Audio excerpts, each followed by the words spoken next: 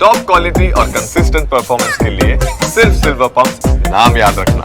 નમસ્કાર, સમાચાર સાથે હું હિના। બુલેટિનની શરૂઆત કરીએ અમદાવાદ પાણી પાણી।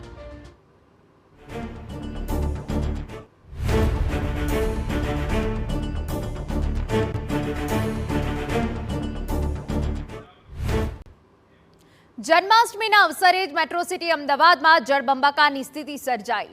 લાંબા વિરામ બાદ આજે સવારે વિવિધ વિસ્તારોમાં વરસાદે ધમાકેદાર એન્ટ્રી કરી।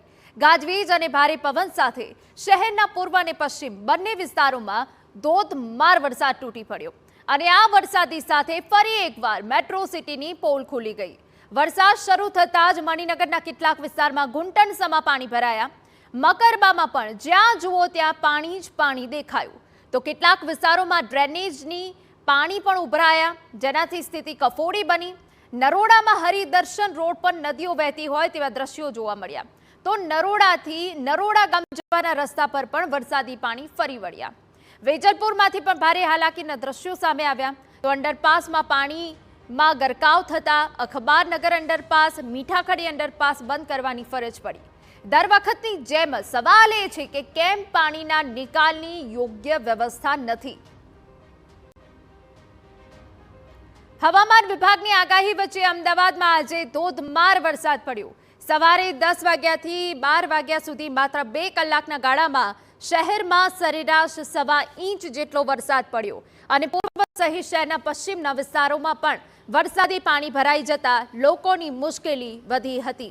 સામાન્ય વરસાદમાં જ મકરબામાં પાણીની સ્થિતિ સર્જાઈ। અહીં મકરબા પોલીસ ક્વાર્ટર્સ પાસે ડ્રેનેજના પાણી ઓવરફ્લો થતા ડ્રેનેજમાંથી જાણે ફુવારા ઉછળતા હોય તેવા દ્રશ્યો સર્જાયા।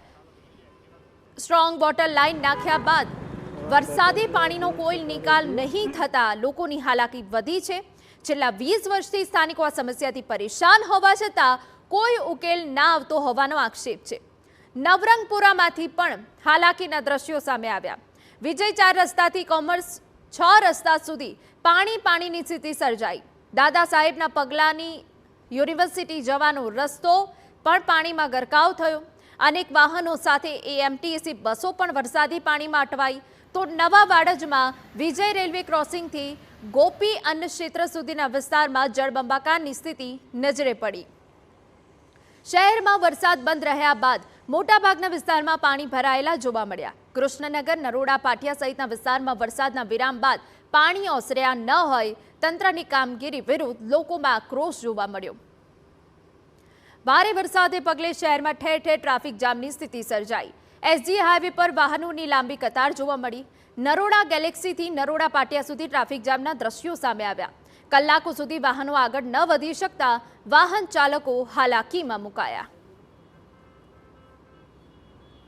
તો મેઘરાજાની વહેલી સવારથી ધમાકેદાર એન્ટ્રી જોવા મળી। જ્યારે પૂર્વ વિસ્તાર હોય કે પશ્ચિમ વિસ્તાર હોય પાણીમાં ગરકાવ થઈ ગયો અને તમામ જે નીચાણવાળા વિસ્તારો છે ત્યાં પાણી ભરાઈ જવાના કારણે લોકોને હાલાકી પડી।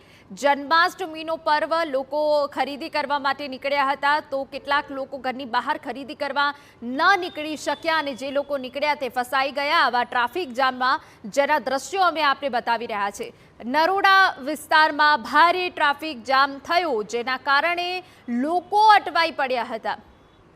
તો એસજી હાઈવે ઉપર પણ એ જ ટ્રાફિકની સ્થિતિ જોવા મળી। આપણે એ દ્રશ્યો પણ બતાવી રહ્યા છે કે જ્યાં લાંબી કતાર વાહનોની લાગી હતી અને બીજી તરફના દ્રશ્યો એ છે કે નીચાણવાળા જે વિસ્તારો છે એ પાણીમાં ગરકાવ થઈ ગયા, વાહનો બંધ પડી ગયા હતા। એટલે થોડાક વરસાદમાં સરેરાશ અમદાવાદમાં 1.25 ઇંચ જેટલો વરસાદ પડ્યો છે, પરંતુ આ વરસાદના કારણે અમદાવાદના હાલ બેહાલ થઈ ગયા।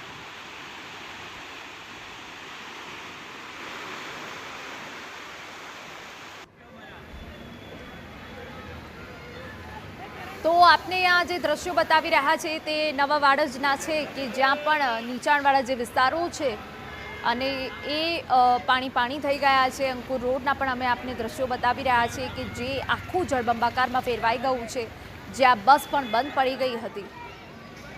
તો નારણપુરા વિસ્તારની પણ એ સ્થિતિ જોવા મળી હતી, જળબંબાકારની સ્થિતિ જોવા મળી હતી, જેના કારણે લોકોને પારાવાર હાલાકી ભોગવવી પડી।